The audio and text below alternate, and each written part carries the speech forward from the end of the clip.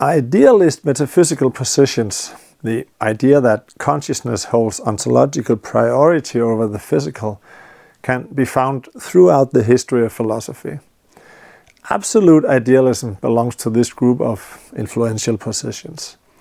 In the Western philosophical tradition, various forms of absolute idealism, metaphysical systems aiming to encompass reality as a whole, have emerged. Anglo-American versions of absolute idealism played a key role in philosophical debates during the latter half of the 19th century, much like Hegel's contributions had done roughly 50 years earlier. However, with the critiques from philosophers such as Russell and Moore, as well as other challenges, this position was seemingly pushed almost entirely off the philosophical stage. With the linguistic turn, the focus shifted toward language, and today the most widespread version of idealism is linguistic idealism. While this is not a form of metaphysical idealism in the classical sense, that is, it does not engage in traditional metaphysical system building, defenses of more traditional idealist viewpoints have nonetheless resurfaced in academic debates in recent years. Although still controversial and uncommon, they are increasingly seen as serious and legitimate contributions to the field. In T.L.S. Sprigge's The Vindication of Absolute Idealism from 1983, a comprehensive metaphysical system akin to the traditional idealist systems was thoroughly presented and defended. Sprigge was described as, quote, single-handedly keeping alive the great tradition of absolute idealism, end quote. Sprigge, quote, arrived at a solution to the problem of consciousness that became the basis of a metaphysical system in the grand style of Spinoza, Hegel, Bradley, and Whitehead, end quote. This ability to address highly complex contemporary issues in professional philosophy makes his thought particularly interesting and relevant. In this video we will therefore present the main features of Sprigge's system and his arguments supporting it. Sprigge finds his starting point in the question of consciousness, or rather in consciousness as it is in itself from a phenomenological perspective. His understanding of consciousness parallels that of Nagel, though developed independently of and apparently prior to Nagel's. Quote, consciousness is that which one characterizes when one tries to answer the question what it is like or might be like to be a certain object in a certain situation, end quote. While much of contemporary philosophy of mind aims to explain consciousness within a materialistic framework, Sprigge reverses the problem. Quote, whenever the question, what is consciousness, is asked, as though consciousness is something very mysterious, one can be sure that the treatment of the subject is likely to be unsatisfactory. For consciousness is the most familiar of realities, and its nature should be easier to grasp than the nature of anything else, end quote. Consciousness is, quote, too basic a reality to be pinned down by a definition, end quote. He says, but there are two aspects that can help clarify it. First, an individual's state of consciousness at any given time can be understood as what it is like to be that person at that specific moment. And second, one's consciousness is what is given by, quote, one's world and oneself as one is for oneself, end quote. While it may be difficult to define consciousness with exact conceptual and analytical precision, and while he acknowledges that there are undeniably complex and significant questions associated with it, such as the problem of perception and the relationship between consciousness and brain processes, Sprigge argues that consciousness is not a mystery. We do not know consciousness through a description of it. We know consciousness simply because we have it. At any given moment, each of us is essentially a center of experience, a state of consciousness. Such a center normally has what Sprigge calls a self side and a not self side. The self side is what we are from our own perspective, while the not self side primarily consists of seemingly external things that we can act upon. Our sensory domain, that is, the sensory experiences of our surroundings, constitutes the most obvious part of this not-self side for us. Together with our body, this forms what Sprigge calls the somatico-perceptual field, in which we experience our actions taking place. The not-self that falls within the center of experience is what he refers to as the internal not-self, whereas the external not-self is, quote, the rest of that inconceivably vast total reality of which the momentary center is a tiny part, end quote. And it is this external not-self that our actions affect.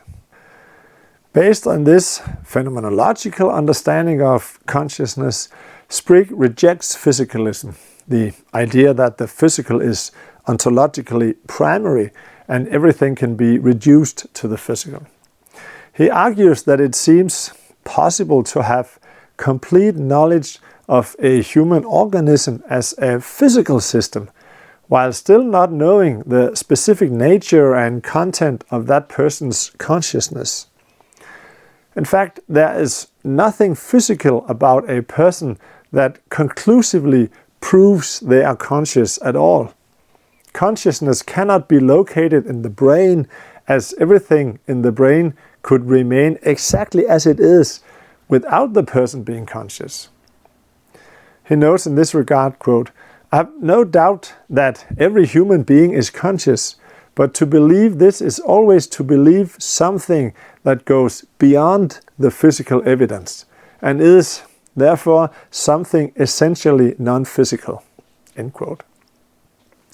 With this argument that there must be something beyond or more than the physical, Sprigge rejects the physicalist thesis, thus defending an anti-physicalist viewpoint. We understand the physical world as the world of which our field of action and perception constitutes a small part, and which we imagine extending far beyond this area. However, just as he rejects physicalism, Sprigge also rejects direct realism regarding the physical world. This way of perceiving the world is, quote, basic to our normal mode of being in the world, but in the end it is incoherent, and its object cannot really exist, or what amounts to the same thing, the reality of which it is the conception is misrepresented by it, end quote. Firstly, things in the physical world are understood to consist of countless smaller parts that cannot be directly perceived, meaning the object cannot be identical to what is perceived. Secondly, in direct realism, my belief that others around me possess consciousness involves the belief that their perceptual fields belong to the same all-encompassing whole as mine. But this cannot be the case, since the center of my perceptual field is my body, while the centers of their perceptual fields are their bodies. In addition to these arguments against direct realism, Sprigge presents yet another argument. It is impossible, he claims, to imagine something that is truly unexperienced, something that exists entirely beyond or devoid of any experience. Sprigge argues that this is clearly impossible, even indirectly. It is possible to imagine a physical scenario and, in that imagination, gradually remove or diminish more and more of the aspects that make the scenario present in consciousness, but the imagining cannot be reduced to something entirely without these aspects. Moreover, any imagination necessarily requires some perspective, meaning that the one imagining is, in a way, part of the scenario being imagined, further emphasizing the impossibility of imagining something unexperienced. It is therefore impossible to concretely imagine something that is unexperienced, and this is similarly the case with purely abstract conceptions in the context of metaphysical investigation. Here, conception must be understood as a form of indirect imagining. In metaphysics, the goal is not to offer a bare description of reality solely through abstract structures devoid of qualitative aspects, but rather an intuitively fulfilled conception, since, quote, the metaphysician is, or should be, seeking a general view of reality in its full concreteness and must not screen out everything except the extreme abstract, end quote. Thus, a purely linguistic or entirely abstract conception disconnected from intuitive comprehensibility is insufficient and therefore unusable as an example of something imagined as unexperienced within the context of metaphysical investigation.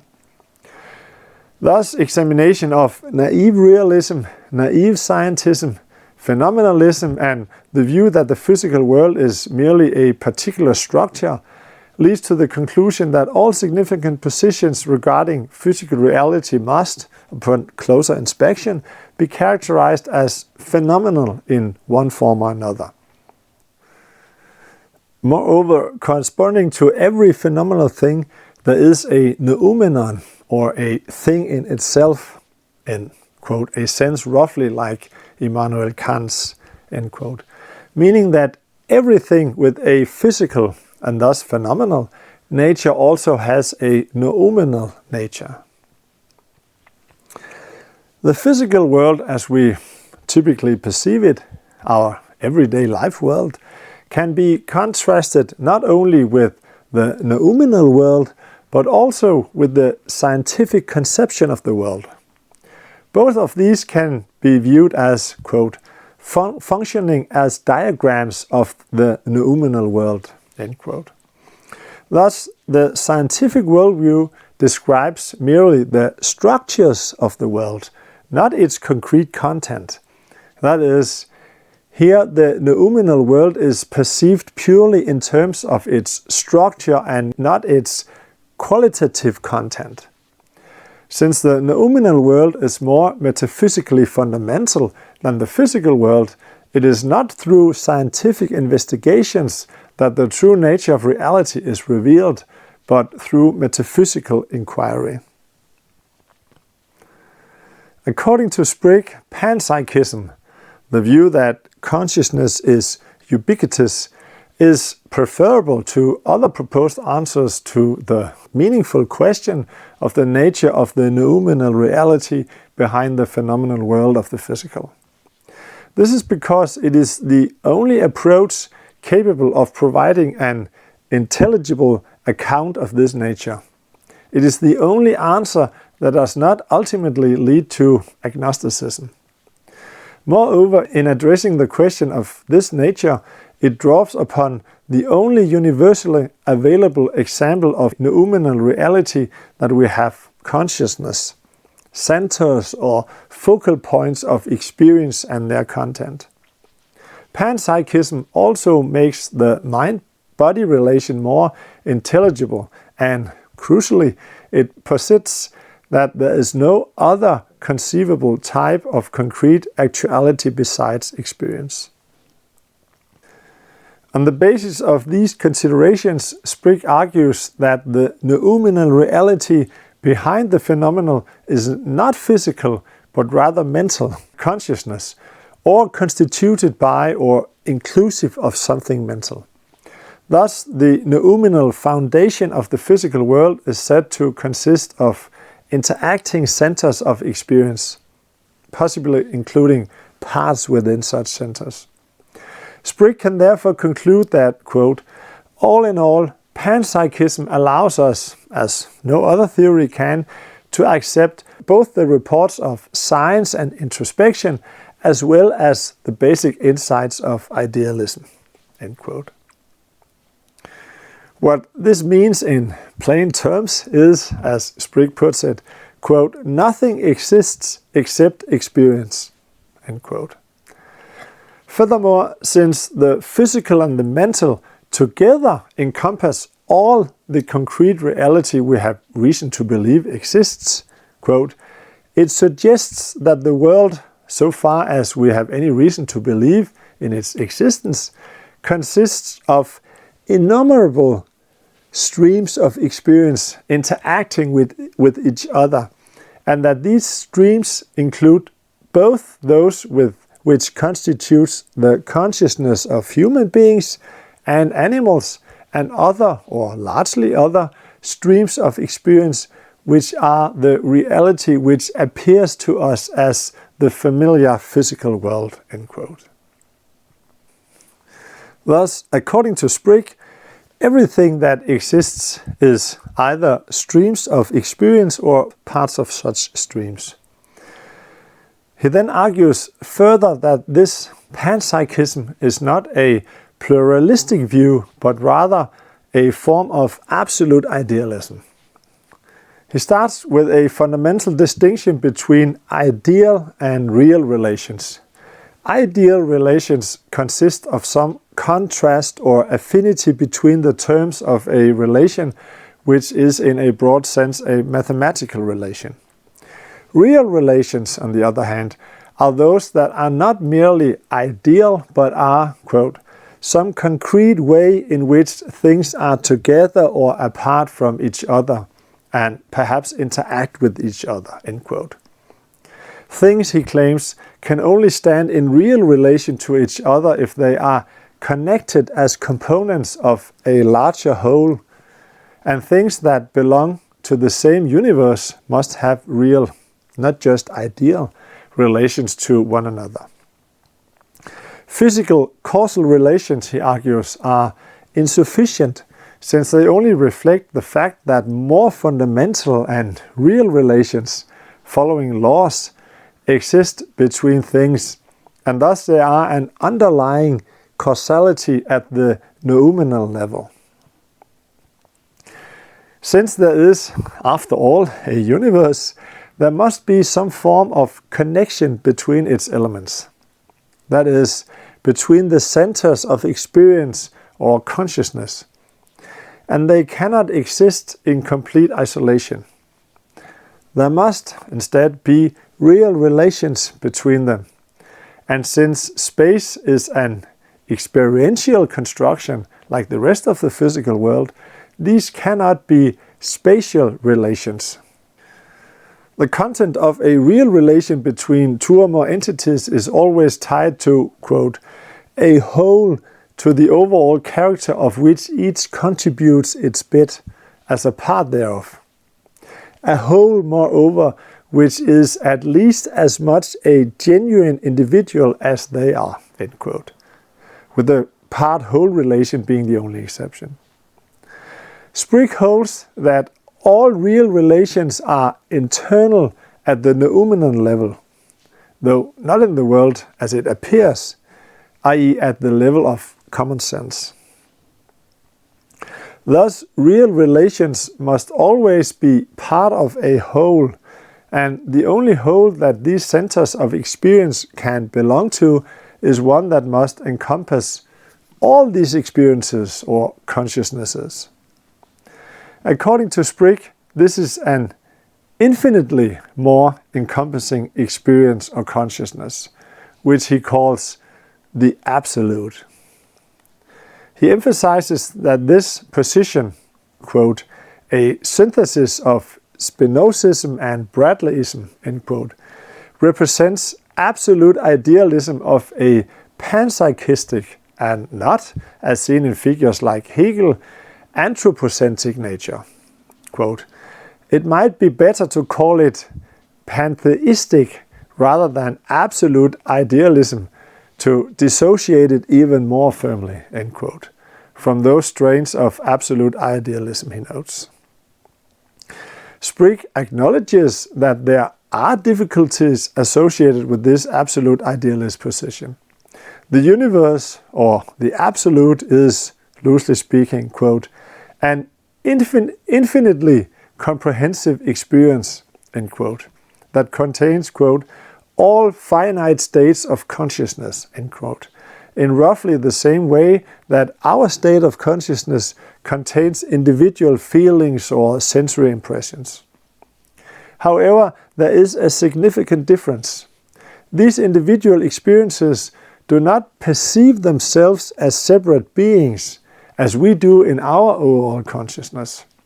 This complicates the comparison and makes it difficult to grasp the Absolute's total experience as a sum of individual centers of experience.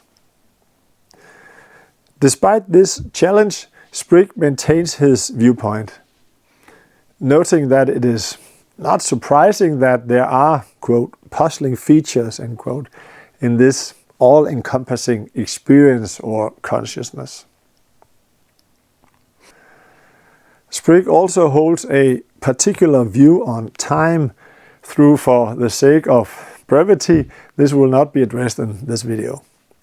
Regarding space, Sprigge acknowledges that understanding it within a panpsychistic framework like one he proposes is not without difficulties.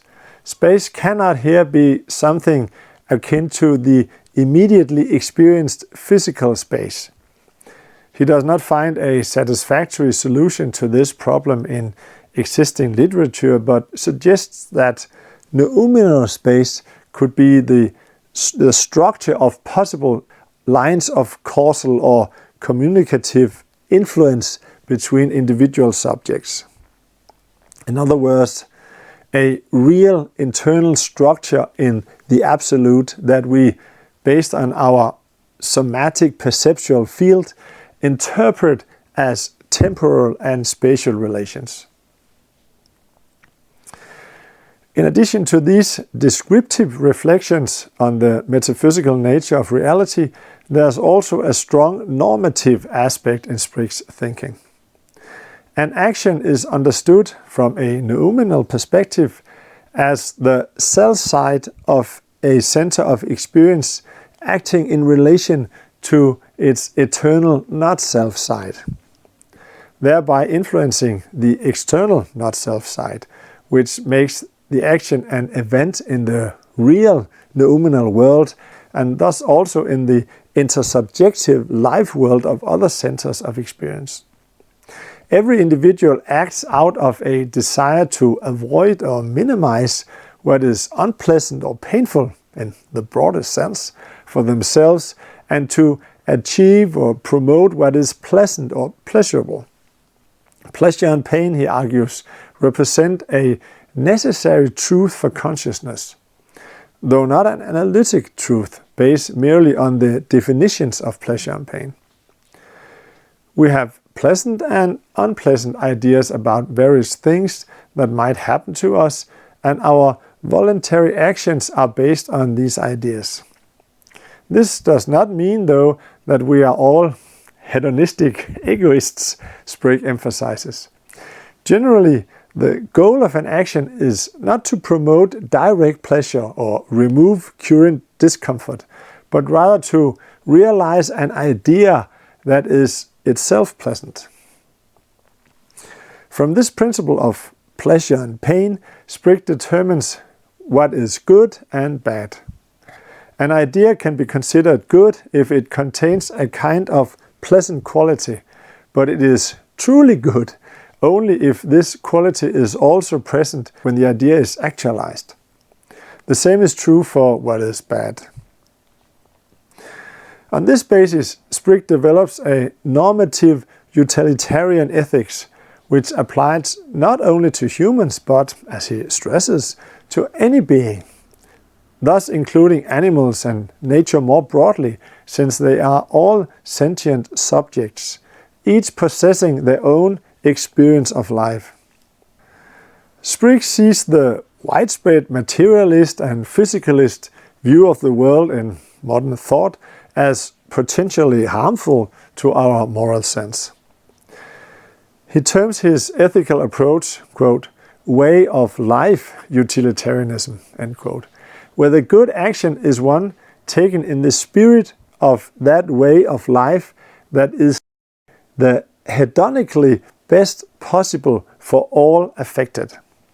In this view, individual actions or habits, quote, are to be evaluated according to how they cohere with the best way of life which the individual is capable of living, end quote. Sprigge, however, rejects quantitative calculations of utility and the moral justification of intrinsically bad actions by appealing to the fact that they contribute to the happiness of a greater number than those they harm. Despite some similarities, he is therefore not an advocate of classical Benthamic utilitarianism, but rather supports a utilitarian view where intrinsic moral value is recognized and acknowledged by considering the consciousness and conscious lives of others as a genuine reality, on equal footing with one's own. Sprigge also finds self-realization, the process of becoming the person one ideally wants to be, of considerable importance. If this ethical approach of life is to be reconciled with self-realization, then such self-realization must not take a too competitive form. So, the main points of Sprigge's metaphysical system are as follows. Metaphysical realism is rejected, and instead there is a noumenal reality consisting of centers of experience, individual beings that are all part of and constitute the absolute in which all things are connected through real relations. The apparently physical world is the appearance of this noumenal world to us, our life world, and the noumenal world itself consists entirely of consciousness. Thus his perspective is one of panpsychistic absolute idealism. Natural science deals with uncovering aspects of this apparent world, describing it in a particular way, and so it is only through metaphysics that the deeper structure of reality can be revealed. Space is understood as the structure of communication and causality lines between centers of experience. To this ontology, Sprigge connects a normative ethics, a way of life utilitarianism, which emphasizes a way of living that prioritizes not only human well-being, but also, crucially, the hedonistic well-being of animals and the rest of nature, while also being compatible with a self-realizing approach to life. Sprigge's panpsychistic and pantheistic absolute idealist metaphysics is coherent and capable of addressing otherwise difficult issues, particularly the problem of consciousness. Several objections have been raised, though, challenging his views. One such objection takes issue with Sprigge's reduction of science to an abstraction with an explanatory and objective scope limited to the world as it appears, rather than the way it is in itself, where Sprigge instead grants metaphysics a primary status. Another points to problems in Sprigge's theory of perception and an unsatisfactory argumentation for metaphysical idealism. Others challenge aspects of his ethical views or criticize the panpsychist thesis on the grounds that it conflicts with common sense. Last, some objections address the absolute aspect of his idealism, arguing that Sprigge does not satisfactorily explain the unity of diversity.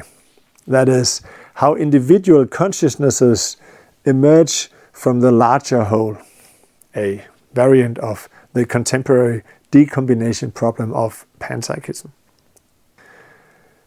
Sprigge himself acknowledges that the problem of unity and diversity is the greatest challenge for absolute idealism.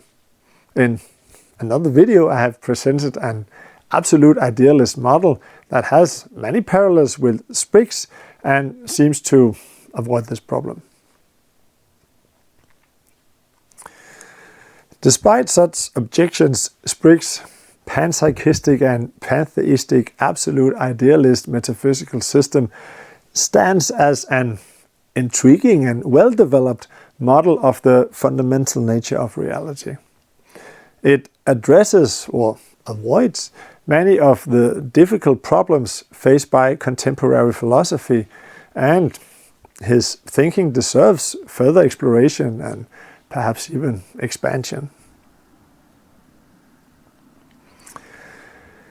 Once again, the question of the nature of reality reveals profound personal and existential implications. The existential aspects of Sprigge's system are especially pronounced. If reality is structured as he contends, based on carefully reasoned philosophical arguments, or even merely approximates such a structure, it reframes our understanding of life in ways we might not typically consider. This includes the significance of self-realization and the importance of the personal ethics of a way of life that encompasses not only human beings but also animals and nature in its entirety.